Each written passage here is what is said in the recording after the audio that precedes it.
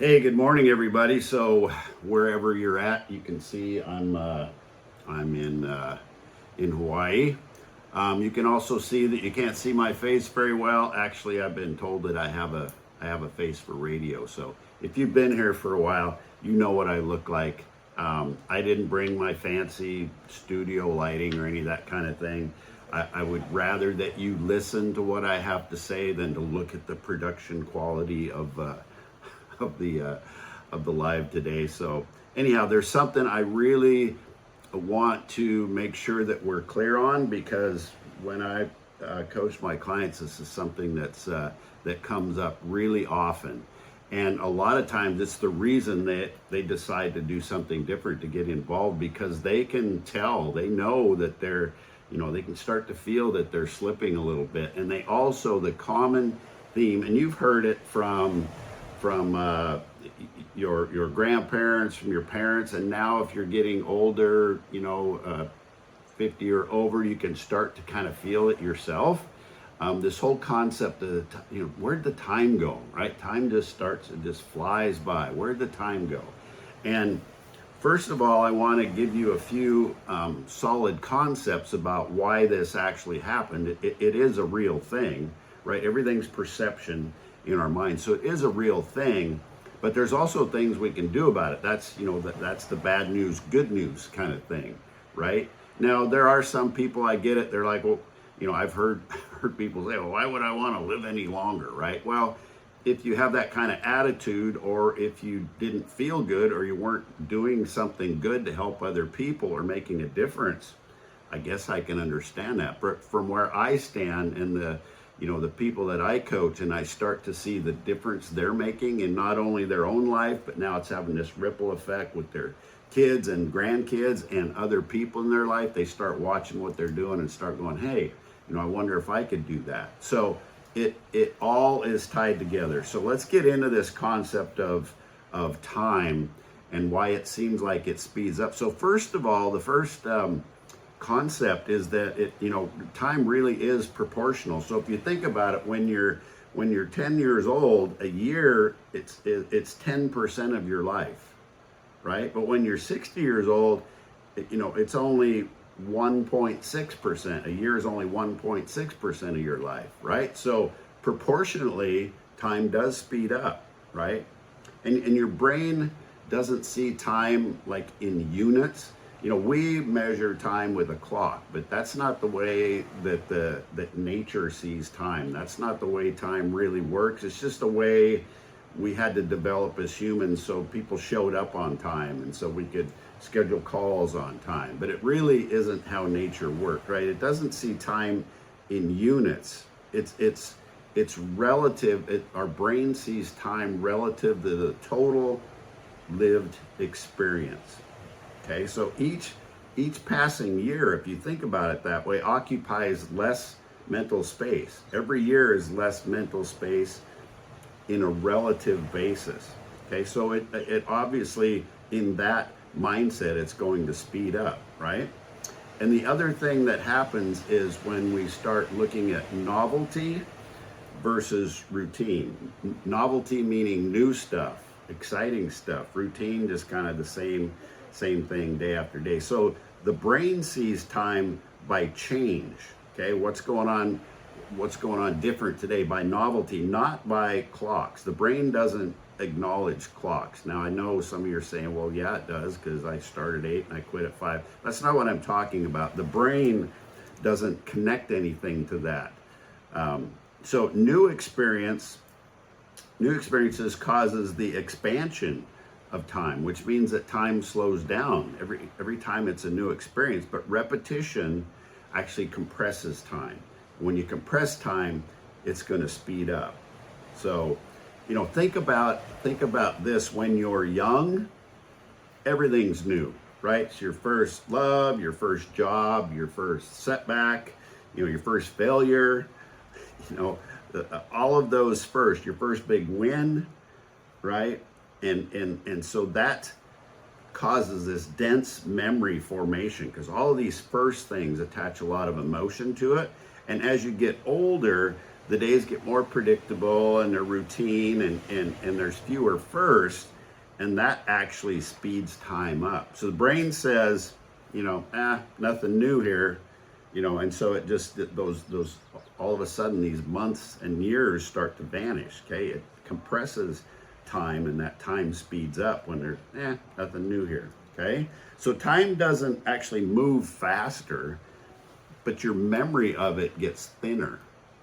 Okay, that it's really hard to understand, but if you think about it in those terms, it's so absolutely true. And so, what can we do about it? Well, attention and just presence. I mean, everybody's talked about, all the great leaders, Jesus, Buddha, they all talk about presence, living in the moment. And if you watch little children, they're really good at that. They are only in the moment. Okay, they're only right here, right now. That's why they say some of the craziest things that crack you up, right? Because they're only in the moment. They're playing with that toy. They're fully playing with that toy, whatever it is. They're, and as adults, we ruminate, we worry, we stress, we anticipate, we plan. All of those things take us out of the present moment. Okay, and that's really important, because if you're living in the present, more things become to the forefront, and when you're living with a divided attention, time just slips away. I mean, a fully present hour can feel like the longest time, but a distracted day, and you've all had them, can just disappear. It's like, where'd the day go? I was busy running here and doing that and doing this and doing that, and the day just flew by. Okay, so I mean, you can actually, if you think about it in this way, you can actually understand why this is happening to you. Okay, another thing is, at the very biochemical level, dopamine decreases naturally with aging, and so there's less novelty, emotional spikes flatten, time feels smoother and just a lot faster. If you think about it, and I try to really work on this, like the first time, as an example, the first time you go somewhere new. So say the first time you went to Las Vegas, especially if you're young, it's like, holy smokes, look at all this architecture, and look at all these people, and look at this, all the lights, and there's so much going on the first time you go there. And then if you go there another time, we go to the National Finals Rodeo every year in Las Vegas, and I always make it a point to recognize those same things with the same enthusiasm as I did the very first time there. I mean, I remember the first time I saw a shrub that was shaped in the form of a rabbit or something, I mean, it's like, growing up in Montana, you just didn't have those things. I remember thinking, well, that's kind of cool. Seeing an orange on a tree, wow, we didn't, I knew they came from trees, but there's one right there. Okay, so that's what I'm talking about, that staying young at heart, noticing those things, being present in the moment, and not just worrying about, oh, I got to Vegas and I got so much charge on my credit card, and are we going to make the show in time, and are we going to get an Uber, are we going to get a taxi, and where are we going to eat?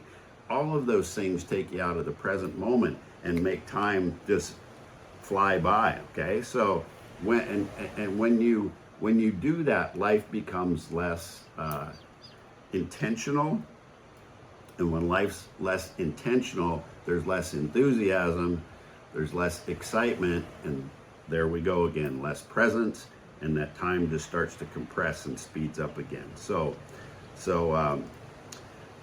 what can we do about it, right? Like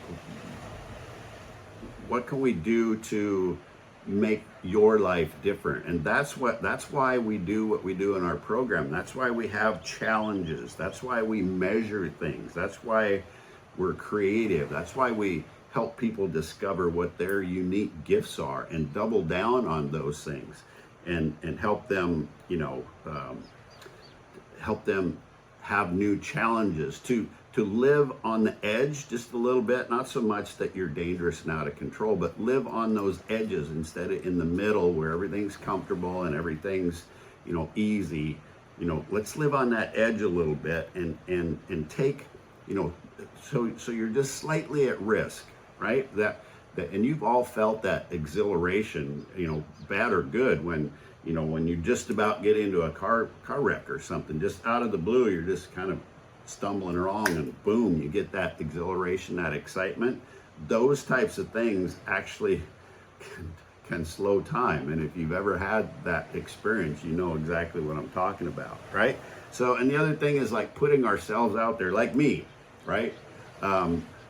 This is not my comfort zone. I don't want to be here doing this kind of thing. I don't want to be on vacation and have to, set up my computer and all that kind of stuff and worry about the lighting and the sound and all that kind of stuff. That's not what I want to do, but I know that's what I need to do because it lights me up helping other people. It lights me up to make sure that I don't take this knowledge that I've learned through the School of Hard Knocks and also through mentors that have poured time and energy into me. I don't want to take that to my grave.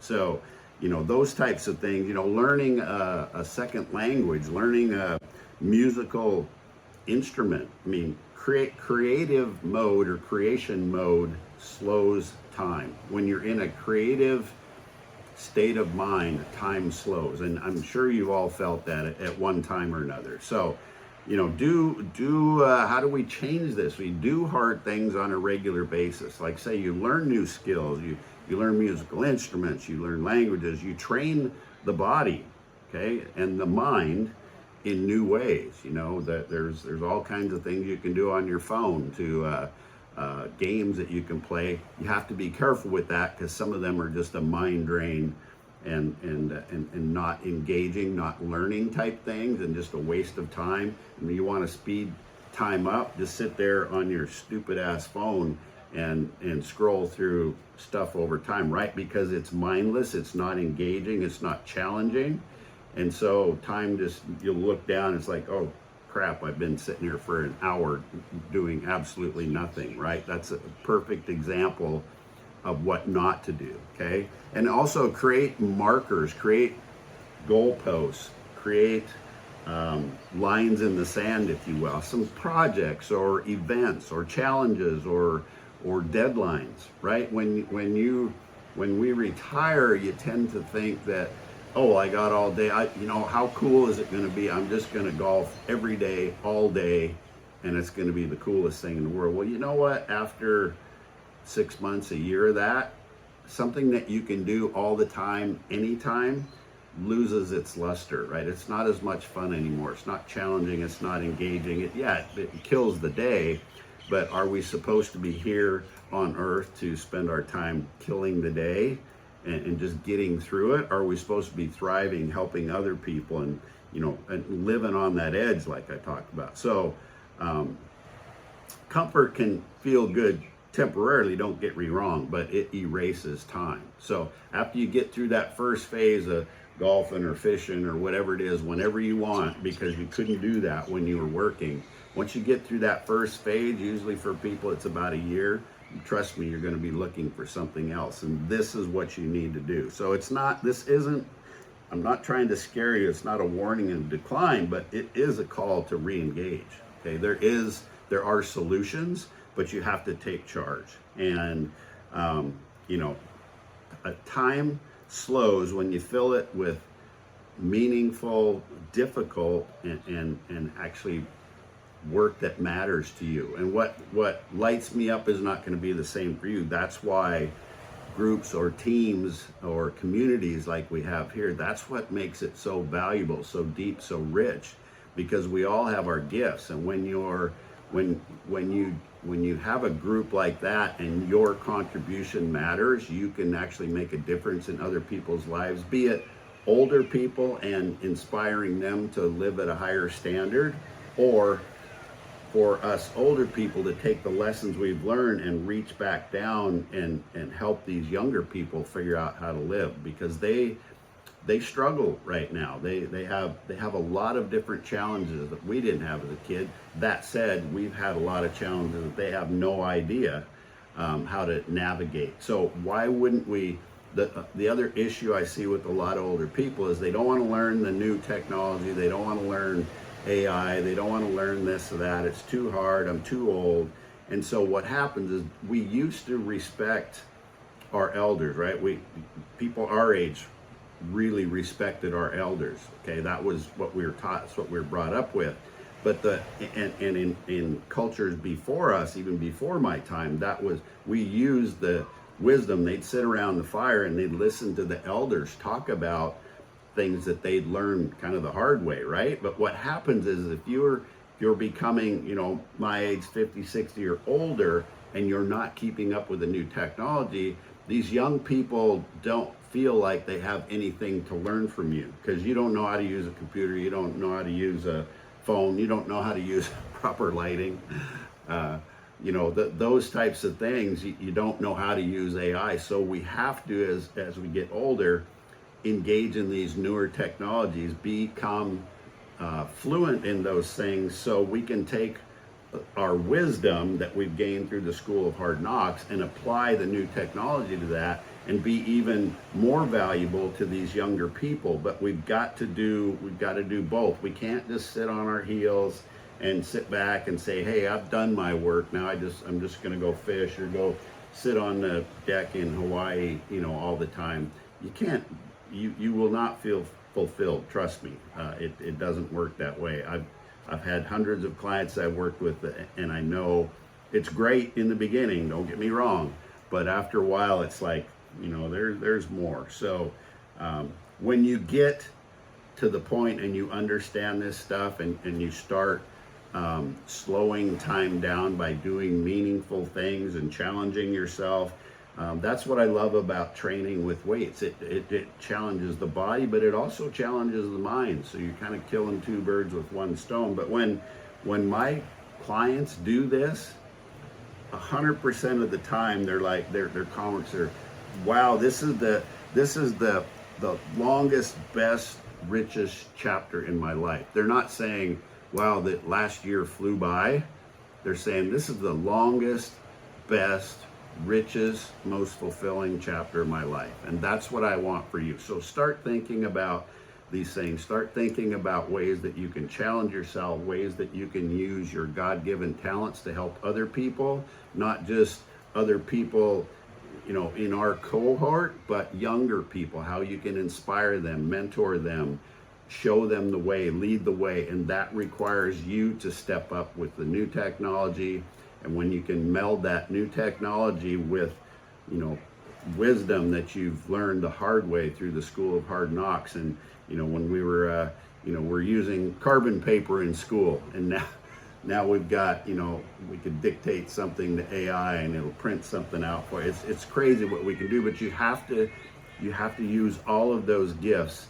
And I promise you, time will slow down. You'll have a much more fulfilling, enjoyable life. So I hope that makes a difference and you understand that. We've got tools that we use in this program that we can help you with that. We work one-on-one with people. So however we can help, reach out, send me a message. We can send you some of those links, some of those tools. Let me know what you think of today's session. Other than the lighting, I don't need to hear about that you couldn't see my face. I get that. I'd rather that you saw the palm tree than me.